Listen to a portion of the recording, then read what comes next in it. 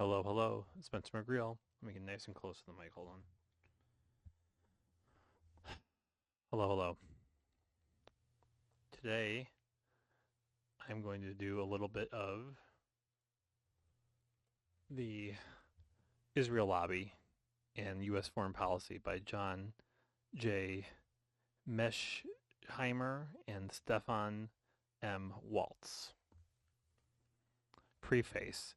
In all affairs, that is a healthy thing now and then, a hang to a question mark on the things you have long taken for granted. Barton Russell. Preface. In the fall of 2000, yes, 2002, the Atlantic Monthly invited us to write a feature article on the Israel lobby and its effects on U.S. foreign policy. We accepted the commission with some reservations because we knew that this was a controversial subject and that any article that scrutinized the lobby, U.S. support for Israel, or Israel's policy itself was likely to provoke a harsh reaction. Nonetheless, we felt that this was an issue that could no longer be ignored, especially in light of September 11th terrorist attacks and the looming war with Iraq. If U.S. support for Israel was a significant source of anti-Americanism in the Middle East and a source of tension with key strategic allies, and if pro-Israel groups and individuals were a major influence on U.S. foreign policy in this vital region, then it was important to raise the issue openly and encourage public discussion on the lobby's actions and impact. We worked on the article off and on for over the next 2 years, in close collaboration with the Atlantic's editor, and we sent them a manuscript conforming to our prior agreements and incorporating virtually all of their suggestions in January 2005. A few weeks later, to our surprise, the editor informed us that the Atlantic had decided not to run the piece and that he was not interested in our attempting to revise it. We considered submitting the article to several other journals, but concluded that they would be unlikely to run the piece, either due to its content or its length. We also considered the possibility of turning the article into a book, but responses to our initial inquiries were not sufficiently enthusiastic to convince us to commit additional time and effort to it. So we put the manuscript aside and turned to other projects. Although an abbreviated version of some of the material was included in Stefan M. Waltz's Taming American Power, which was published by W. Norden in September 2005. Then, in October 2005, a distinguished American academic contacted us and suggested that we consider publishing the article in the London Review of Books. Someone at the Atlantic had given him a copy of the rejected essay, and he told us that he thought the editor of the London Review of Books, Mary K. Willers, would be interested. We sent the manuscript, and she quickly expressed her desire to publish it. After another round of updating and revision, the article, now titled, quote-unquote, The Israel Lobby, was published in March 23rd, in the March 23rd, 2006 issue. At the suggestion of one of the scholars who had read and commented on an earlier draft, we simultaneously proposed a fully documented version of the article on the Faculty Working Papers website of Harvard, John F. Kennedy School of Government. We did this because the London book, it's abbreviated as the London Review of Books, LRB, format does not allow for the extensive references or footnotes. We wanted readers to see that our argument rested on a wide array of credible sources. The case advanced in the article was straightforward. After describing the remarkable levels of material and diplomatic support that the United States provide to Israel, we argued that the support could not be fully explained on either strategic or moral grounds. Instead, it was due largely to the political power of the Israel lobby, a loose coalition of individuals and groups that seek to influence American foreign policy in ways that will benefit Israel. In addition to encouraging the United States to back Israel more or less unconditionally, these groups and individuals in the lobby play key roles in shaping American policy towards Israel-Palestinian conflict, the ill-fated invasion of Iraq, and the ongoing confrontations with Syria and Iran. Remember, this book was published 20 years ago, which the U.S. is now at war with Iran. We suggest that these policies were not in the U.S. national interest and were in fact harmful to Israel's long-term interest as well. Hello, hello, test, test. Okay, good. In response to the essay the response to the essay was breathtaking. By July 2006, the Kennedy School website had recorded more than 275,000 downloads of the working paper, and we received numerous requests to translate or reprint the LRB article.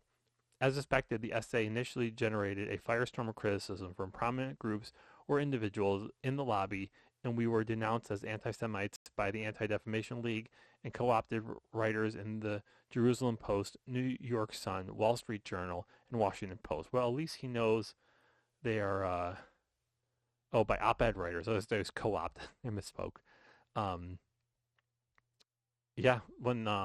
E. Michael Jones released The Jewish Revolutionary Spirit and Its Impact on World History, he was also branded an anti-Semite.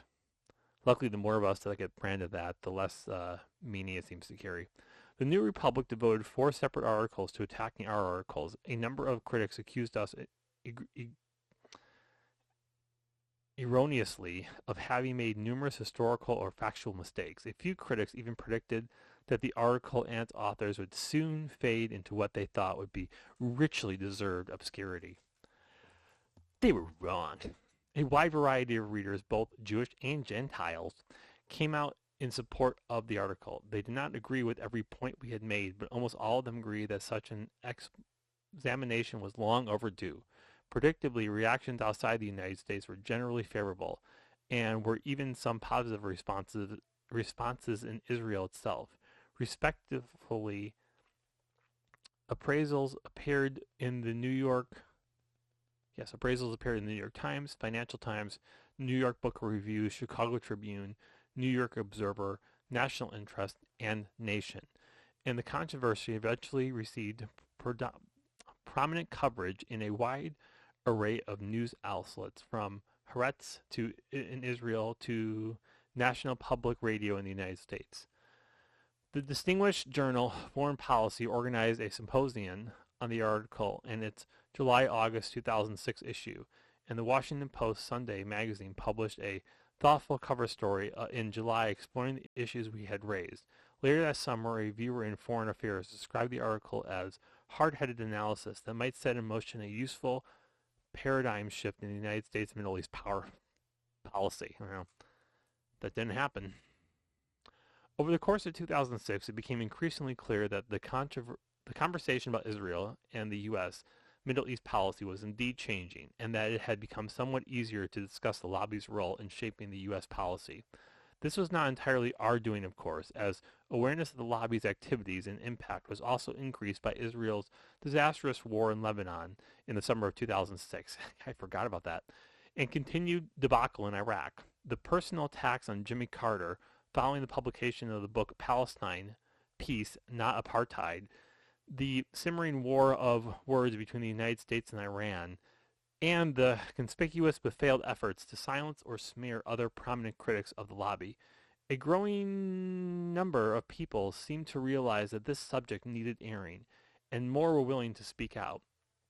Equally important, thoughtful individuals were beginning to recognize that the American Israel Public Affairs Committee and other hardline groups in the lobby, included some vocal Christian Zionists, were not representative of mainstream opinion on the American Jewish community or the United States more broadly.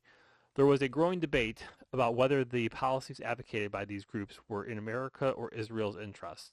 As a result, some pro-Israel groups began to talk openly about the need to shift the balance of power in more moderate directions, and prominent publications such as The Economist and The New York Times published commentaries suggesting that it was time for a new relationship between Israel and the United States for the benefit of both. We were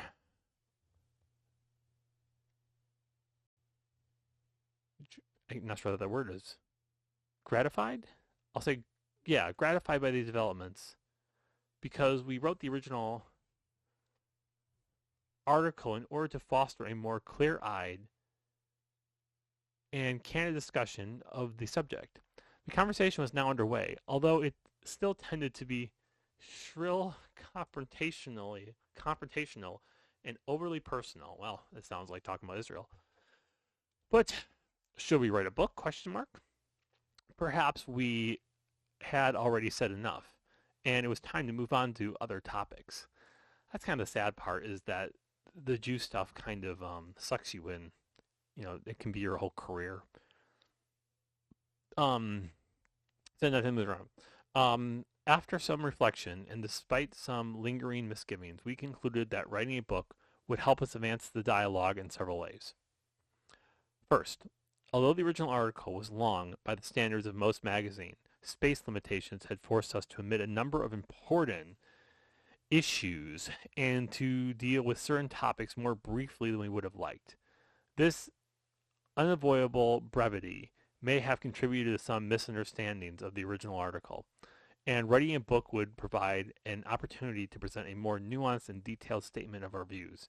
Accordingly, this book contains a more complete definition of the lobby, the extended discussion of the role of Christian Zionism, and a fuller account of the lobby's evolution over time.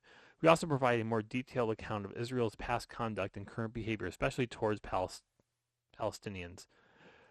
We do this not for any animus towards Israel, fuck Israel, or its supporters in the United States, or because we are eager to highlight Israel's misconduct.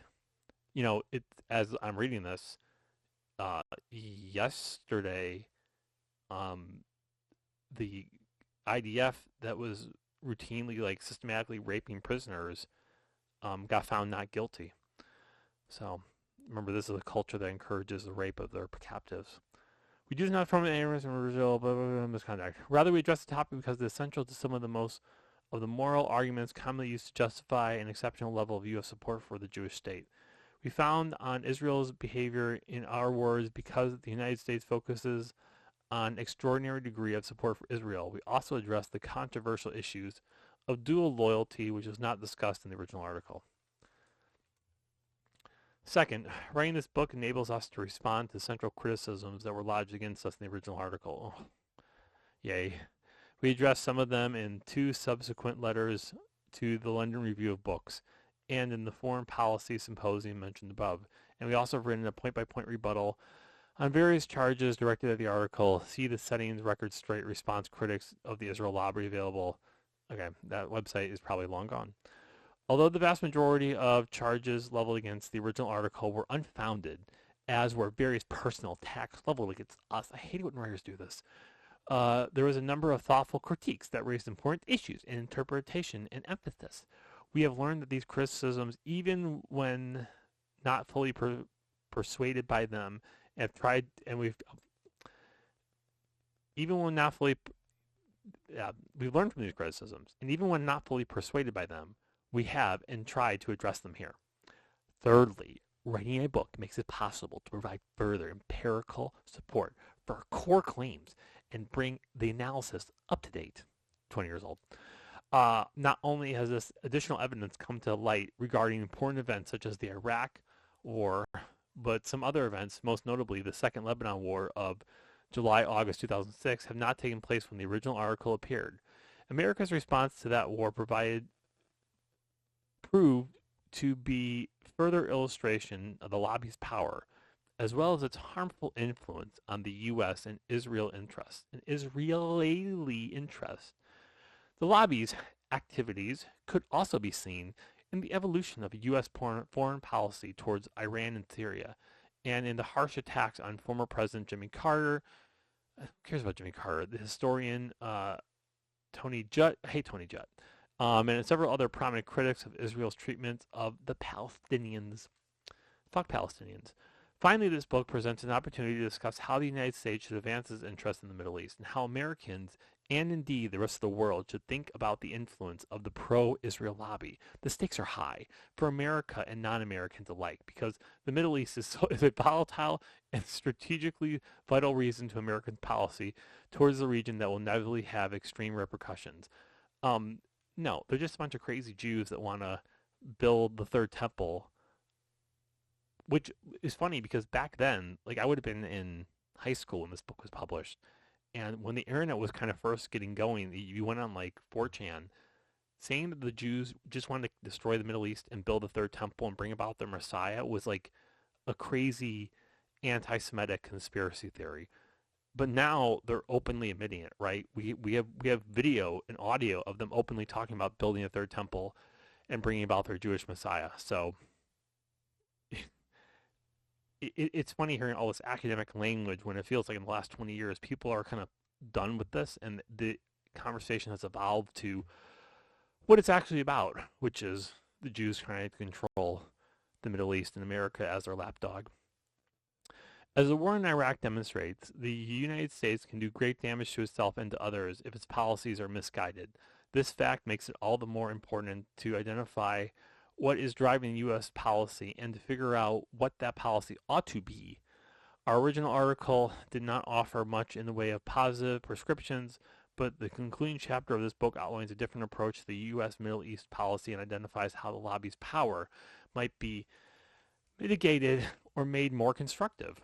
Although we see encouraging signs of more open discussion on these vital issues, the lobby still has a profound influence on the U.S. Middle East policies. The problem that the United States and Israel face in the region have not lessened since the original articles appeared. Indeed, they may well have grown worse, and they have grown a lot worse since the publication of this book.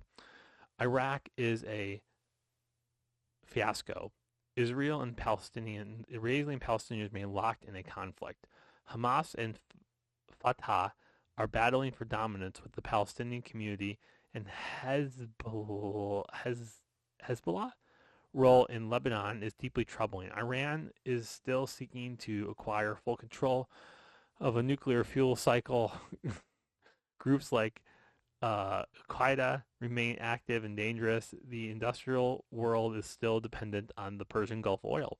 These are all vexing problems, and the United States will not be able to address any or all of them effectively if Americans cannot have a civilized conversation about our interests in the region and a role of all the factors that shape the United States foreign policy, including the Israel lobby. To encourage that continued conversation, we have written this book. We acknowledge various personal debts at the end of this book, but we like to register one of them here.